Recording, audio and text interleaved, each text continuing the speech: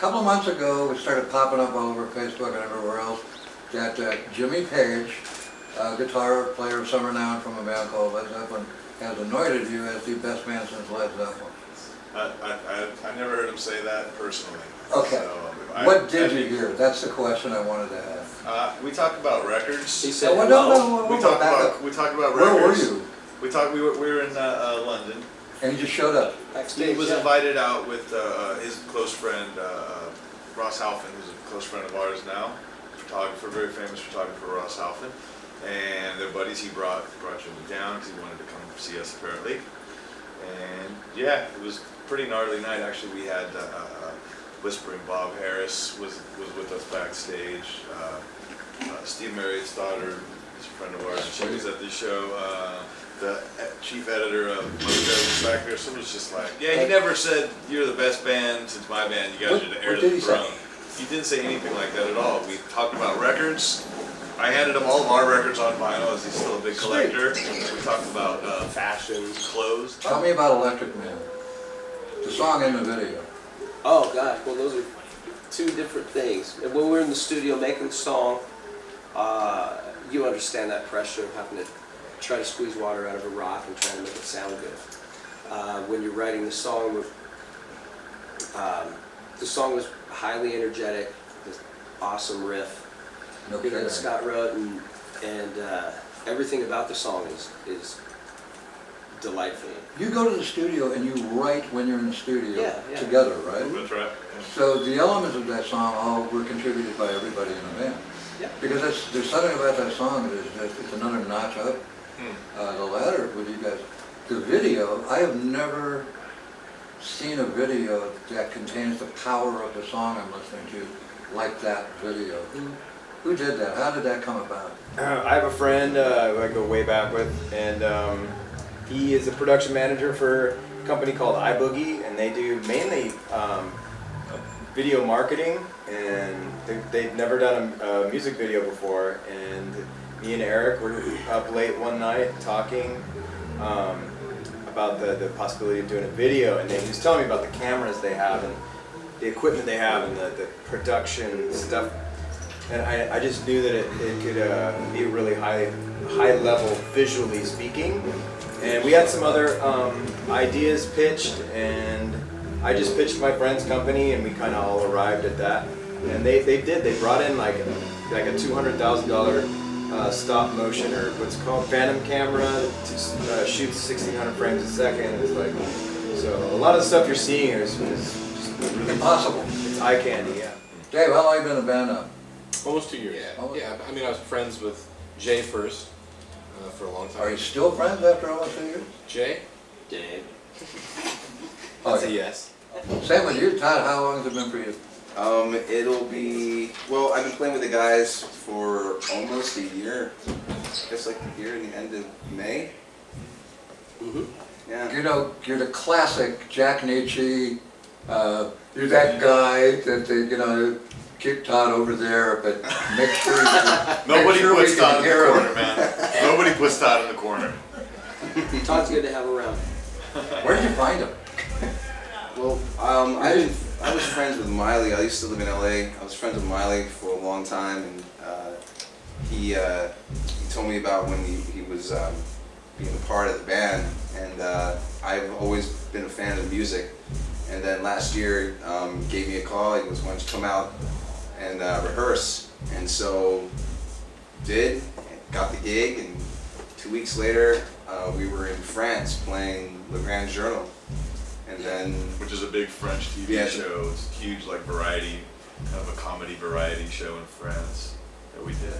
If you didn't have any friends, nothing would be happening for this band. Yeah, right. You know, like you knew this guy, and you put that guy with that guy, and I mean, how did isn't that how this started in the first place? That's how everything pretty much started. Wasn't it you two that pitched at him to come and sing with us? Yeah, that's exactly what happened. Miley is the constant. But I knew Jay before. Serendipitously, he discovered him on MySpace, and then when he called me, he's like, "Dude, I found our singer," and I'm like, "Who?" And he's like, "Jay Buchanan." I'm like, I burst out laughing. I'm like, "That guy will never join our band. Trust me." Like, And he still hasn't. He still hasn't.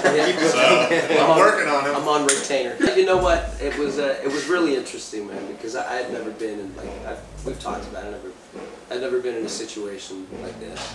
You know, like a band that's a co-op. You know, where everybody compromises and everybody works together. Everybody pulls their own weight. And you know, not to say that I didn't have huge support and great relationships and commitment in previous bands that I had, but with this band it's really different. Everyone is in top form. We got together and it was really, I felt like I was going into uncharted territory for myself.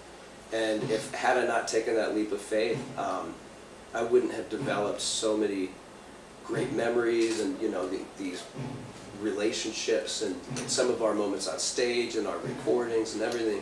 Like once, you know, you got to get over yourself and you have to relinquish control so that you can be part of something that's bigger than the sum of its parts. You know? I called it organic earlier, and I think that's very true. But I also think it's symbiotic. I think it feeds on it. I think you guys are symbiotic. You're an organism. Well, hopefully every band or group of artists that works together is. Well, the best ones. But you know they're not. Do you have fights? Yeah, Like, yeah, we argue. We'll argue, but yeah. fighting's different, you know. Discourse. Yeah, yeah, which, you know. Yeah, there's no Yeah, it's ill like, will We're fighting. this close together all the time. all the time. Does anybody have the last word? It's usually the best argument is the one that, Or like the strongest and the everybody best thinks they argument. The strongest guy. Yeah, well, no, everyone, you know, you have an argument, everybody in the band typically have an argument, you're using that argument to try to form a solution. You're You know what I trying to- mean? And trying to bridge gaps. You're trying to make a decision. Yeah, So whoever's got the best idea, you go with that. yeah, and then we'll vote on it. You do vote. Yeah, we vote. Democratic, that's Every day. Where we going? usually doesn't Show work. of But hands. yeah. I think you're probably perceived as a leader of the band. And the Yeah. spokesperson. I think that's actually, I get it, you know what I mean? Yeah. But it's a really way off base. You know, this band could this band could never exist if it was a patriarch, like no, we couldn't have a leader. Our longevity as a band and as a collective, I think, is going to rest on our ability to communicate, listen to each other, you know, and that's what's gotten us this far, you know, and to support each other and to be, you know, we got to be our own cheerleaders, you know, because it's us against the world, basically. If you were still just playing, you were in the bars, but it was still just great, would you keep doing it? Well, look, there's I like there- money. Yeah, there's making art for different reasons. Yeah. We're grown men, we got families. Yeah. You know, so if you're going to devote that much time to something, you have to take care of your family. You have to be making some kind of an income to, you know, otherwise you're a deadbeat. Would we all keep doing music? Definitely. Yeah. Everything I hear that comes out of the Rival Sons camp, to me, is an artistic thing that happened, that you have created. You created something that's not a chair, or it's not trying to be anything other than what it is. And it's When can you start writing for like Rolling Stone or something, man? This is a really good opinion. Huh? Yeah. Really. You tour a lot. You're on the road a lot. You're playing a lot. What would you say the percentages of the year that you play live? 60, 80? Something like that. 60, I 80. would figure somewhere around 80% probably, because you're always out there. No. We try not to look at that number. Yeah, it's less That's than the that. drummer's figure and he's counting off. What do you think, really? It depends on the year. My wife actually went through all of our Oh, they'll know. our tour dates this year, and we are gone 50.2% of the year this All year. right. So, but we'll probably go in the studio, make a record, so that'll take it up to like 58% of the year. We need time off. We have to recharge our batteries. We have kids. I gotta tuck my kid in. I gotta push him in the stroller, go to the park, and drive him to school, and you know, live normal lives. And Ask her about growing up in my house. because when you get out here, you start losing sight of like what real life is about when you're touring so much. Never. So going home grounds you. You plant your feet in your house. And Morning. I know that you guys have told me before, you like to write in this, when you don't write on the road. You're not off alone someplace talking about how crappy it is to be on the road or anything. You wait, and you go into the studio together, and then you go, what do you got? Is that what you do? It started with Dave Cobb, our producer, saying, no, just write. Just do it this way. Well, really, I Just came get in on with it, you know? the first record, Before the Fire. I had a whole collection of songs prepared. I was ready to go record this record that I had written. And he listened to a bunch of it and kind of talked about it. And then he said, I hear all that. And that's all good, man. But it's already kind of recorded, because you just played it for me. Why don't we just, like, make a song right now? Why don't we just make a song? And I'm like, what the fuck are you talking about? I have a record done right here. What do you mean just play a song? It's a terrible idea. But I did it. Well, he forces you to do that thing where you go, yeah, I got this thing, and it's like, yeah, that's cool, but no, Dave, don't you understand how important and precious these ideas are to me? And he goes, throw them on the floor. No, he's got the Southern comfort. Yeah. You know, he's a Savannah boy, so he's like, yeah, oh man, that's, you know, it's real good. It's real good. I'm just, let's just try this real quick. Like, let's just try this real quick. Like, try to make a song together. Where's the guitar? Where's the guitar? Look, I have an idea. It's kind of like the dee-doo, like doo-doo, and oh yeah, no, you try it. Da-da-da-da. Yeah. No, you. It's literally like he prompted us at the beginning to force us into like auto-create. As soon as we did it, So right, because you know how people always say, oh yeah, I love the record, man, but I like the demo better.